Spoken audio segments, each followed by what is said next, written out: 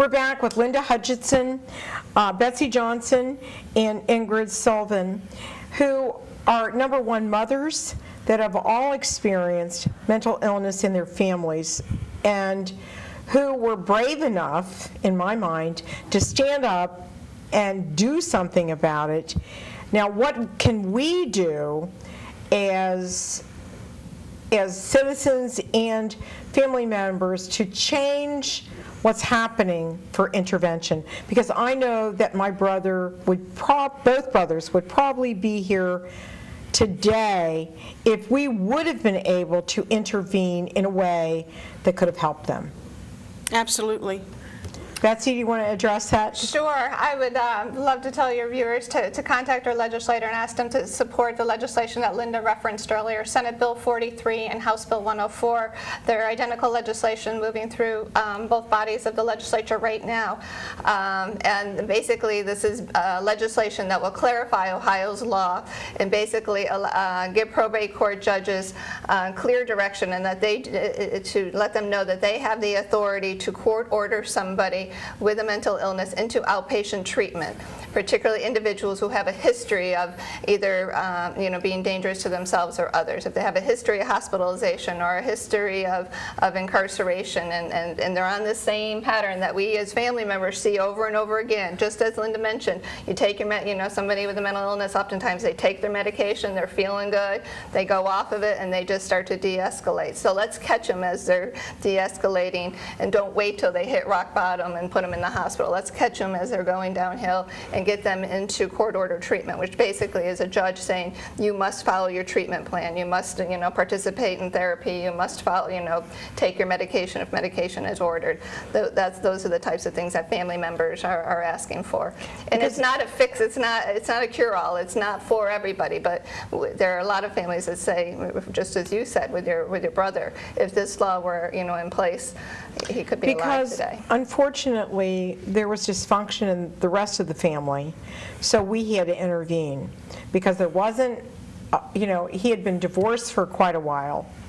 His children weren't living with him. They tried to intervene, and it was just, in the end, so bad. It was so sad to watch him go down. But in the end, we got him into hospitalization.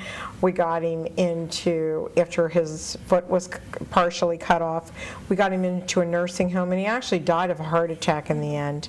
But, at least we knew he was safe, and he was on his medication.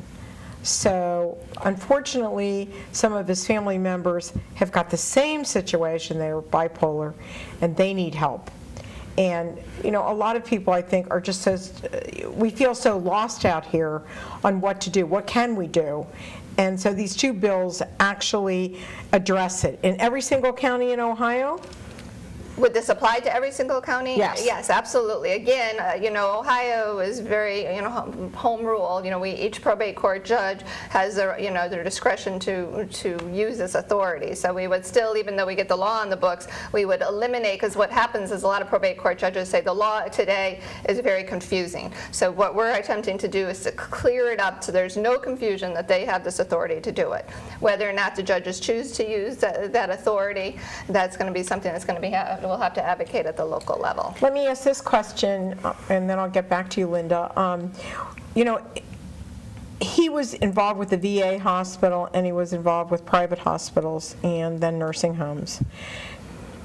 Does the VA work with the state in this regard for mental illness? I don't know the answer to that. Linda? Betsy? Does the state, again, it's in this instance, an individual has the right to refuse medication under, it's our civil liberty, and this would sort of override that. So whether or not they were in the VA or not, if a judge orders you to follow your treatment plan and that treatment plan is with the VA, that would be court ordered. Right. So, yes. Now, there's a foundation that you started, am I correct, Yes. Linda? It's called the Joey. For the Love of Joey. For the Love of Joey. And what does that foundation do? Right now, we're gathering proceeds from my book to fund childhood mental illness research. And I also have a portion of the money coming from my book will go to Columbus State Community College in my son's name. There is a scholarship fund in his name. And then also to NAMI. And I happen to have, Oh, you're going to give somebody something. for NAMI, I have $2,500 Oh, that's wonderful. for NAMI Ohio from the proceeds of my book. Great. So my book is not meant to be a moneymaker for me. It's meant to be awareness to people that those of us that have lived with mental illness are ordinary people that need help. Right. It's so traumatic to have a mentally ill person in your life, in your family, and to live with someone that's out of control is unbelievable. No one has that insight till you have actually lived it. Now, what I want to do is I want to bring my story to the general public to say, help me, okay? I'm going to need your help like we did for breast cancer. Look what the general public did for breast cancer. We almost have eliminated the biggest threat to women.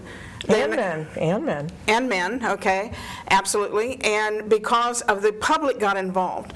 We need the public involved. We need you to write your legislator, talk to your legislator, get this AOT passed, this House Bill 104 and 43, so that we can have as that power to help our loved ones save their life.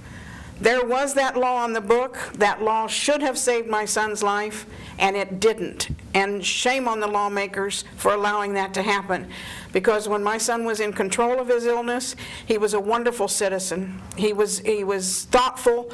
He could do many, many things with his talents, and we lost him too soon because we weren't able to help him through these laws.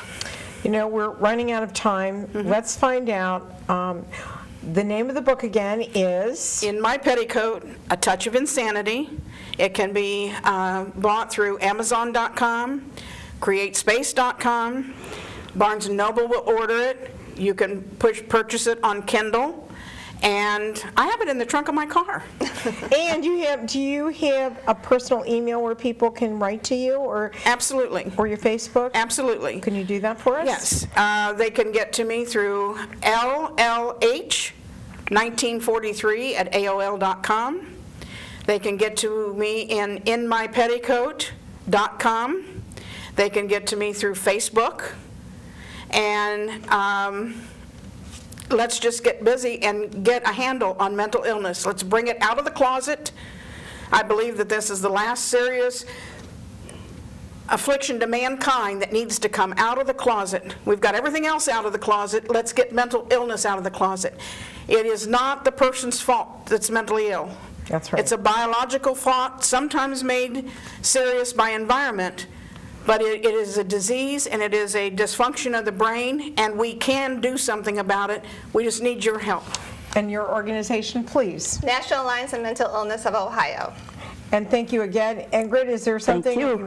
do you have a website or anything that you'd like people to go to? I would like to just say thank you to Linda for being an outspoken advocate. If it weren't for her invitation to me, I wouldn't be here today.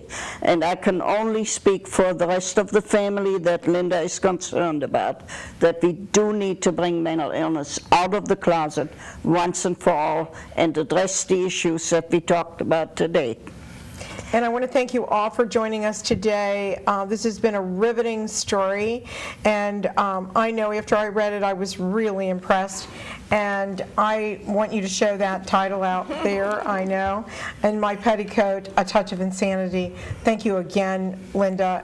Thank you, Betsy, and thank you, Ingrid. And you can see everything up on our website at bornbefore64.com. It's going to be on YouTube and all of our stations from TVNK all the way across the United States. You'll be able to see this show, and we'll have the entirety on YouTube.